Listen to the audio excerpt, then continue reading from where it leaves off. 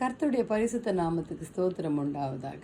இன்றைய தேவ வாக்கு எரேமியா 18:6.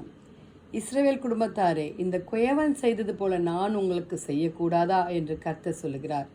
இதோ இஸ்ரவேல்டாரே, களிமண் குயவன் கையில் இருக்கிறது போல நீங்களும் என் கையில் இருக்கிறீர்கள். ஹல்லேலூயா. நாம் கர்த்தருடைய கையில் இருக்கிறோம்.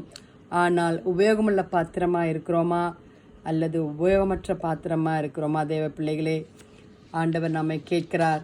நாம் உங்களுக்காக ஒரு பாத்திரத்தை நான் உங்களை கொண்டு உருவாக்கினேனே, நீங்கள் எப்படிப்பட்ட பாத்திரமாக இருக்கிறீங்க? வாலிப பிள்ளைகளே, நான் தெரிந்து கொள்ளப்பட்ட பாத்திரமாக இருக்கிறோமா?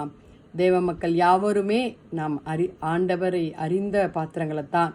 ஆனால் அவருக்கு நம் மகிமையாய் வாழ்கிறது இல்லை. சில நேரங்களில் அவருக்கு பிரியமில்லாத காரியங்களை நாம் செய்கிறோம். அந்த குயவன் கையில் களிமண்ணை எடுத்து ஆண்டவர் அவன் தான் விரும்பின அவன் மனசில் என்ன தோணுதோ அதை பற்றி அவன் செய்கிறான். அவனுக்கு நோக்கம் இருக்குது. ஆனால் அது சில நேரங்கள் அவன் நோக்கத்துக்கு தகுந்த மாதிரி வரலைன்னா அதை திருப்பியும் அவன் அந்த மண்ணை குழைச்சி திருப்பியும் அதுக்கு தகுதான். ஆனால் கடவுள் அதே மாதிரி தான் நம்மளை சீர்படுத்தி சிறப்படுத்தி அவருடைய நோக்கத்தின்படி ஆண்டவருடைய பிள்ளைகளாகிய நம்ம அவர் நடத்துகிறார். அவருடைய ராஜ்யத்திற்கு உபயோகப்படி அவர் வல்லமையுள்ள தேவன் நம்மை உபயோகப்படுத்துகிறார்.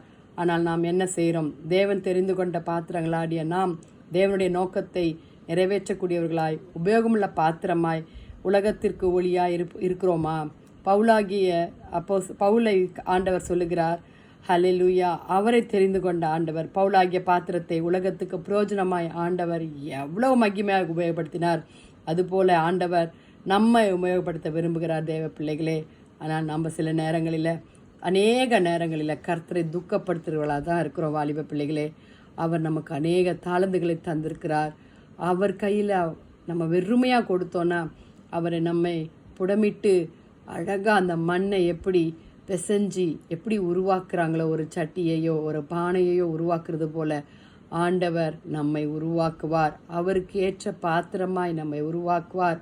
ஆனால் நம்ம தான் விட்டு கொடுக்க மாட்டேங்கிறோம். நம்மளுடைய தாளந்துகளை ஆண்டுக்காக நம்ம செயல்படுகிற மாற்றுகிறோம். அதனால் என்ன பண்ணுது? சில பாத்திரங்கள் கெட்டதாய் போகிறது, உலக பிரகாரமாய் அது கெட்டு போகிறது, அது உபயோகமில்லாமல் போகிறது, உபயோகமற்றவைகளாய் பிரயோஜனம் இல்லாத பாத்திரங்களாய் மாறி போகிறது, வெறுமையான பாத்திரங்களாய் உடைந்த பாத்திரங்களாய் ஊருக்கு புறம்பெற்று எரியப்பட்ட பாத்திரங்களாய் அலங்காரமான பாத்திரம் காரியத்திற்கு உதவாத பாத்திரங்களாய் நாம் காணப்படுகிறோம். ஆனால் தேவ பிள்ளைகளே, வாலிப பிள்ளைகளே, ஆண்டவர்கிட்ட கேளுங்க. ஏசப்பா, இந்த குயவன் கையில் கொடுக்கப்பட்ட இந்த களிமண்ணை போல மண்ணினால் உருவாக்கின எங்களை ஆண்டவரே உம்முடைய கிருபையினால் அப்பா எங்களை வளைத்து சீர்படுத்தி சிறப்படுத்தி எங்களை நடத்துங்க ஆண்டவரேன்னு கேட்போமா? வாலிப பிள்ளைகளே, ஜெபிக்கலாமா? துதிகளின் மத்தியில் வாசமாக இருக்கிற பரலோக தேவனே, இந்த அருமையான இந்த காலை வேலைக்காய் கர்த்தாவே, குயவன் கையில் கொடுக்கப்பட்ட களிமண்ணை போல எங்களை வெறுமையாக நம்முடைய கரத்தில் ஒப்பு கொடுக்குறோம். எங்கள் வாலிப பிள்ளைகளை வெறுமையாக ஒப்பு கொடுக்குறோம் ஆண்டவரே. அவங்களை சீர்படுத்துங்க ஏசப்பா, சிறப்படுத்துங்க ஏசப்பா, நிலைப்படுத்துங்க ஆண்டவரே. உமக்குள்ள பாத்திரங்களாய் உமக்காக ஓடப்பா பிள்ளைகளை ஆசீர்வதிங்க கர்த்தாவே. அவர்களுக்கு தெய்வீக சுபாவத்தை தந்து கர்த்தாவே வழி நடத்துங்கப்பா ஆண்டவரே. போதை மருந்துகளுக்கும் கஞ்சாக்களுக்கும் ஆண்டவரே எல்லா விதமான அசுத்தங்களுக்கும் கர்த்தாவே பிள்ளைகள் ஆளாய் கொண்டிருக்கிறாங்கப்பா ஆண்டவரே. இந்த துஷ்டத்தனமான இந்த லோகத்தில் பிள்ளைகளை ரட்சித்துக் கொள்ளுங்க ஏசப்பா ஆண்டவரே. நீரே மகிமைப்படுங்க. வியாதிஸ்தர்களுக்காக மழையில் யாருக்கும் பாதிப்பில்லாதபடி பாதுகாத்துக் கொள்ளுங்க.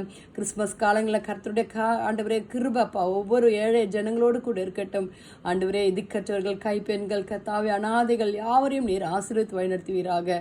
துதி கனமாகி உமக்கே செலுத்துகிறோம். மீட்பர் இயேசுவின் மூலம் ஜெபம் கேளும் பிதாவே. Amen. Amen. Have a nice day, my dear. Bye.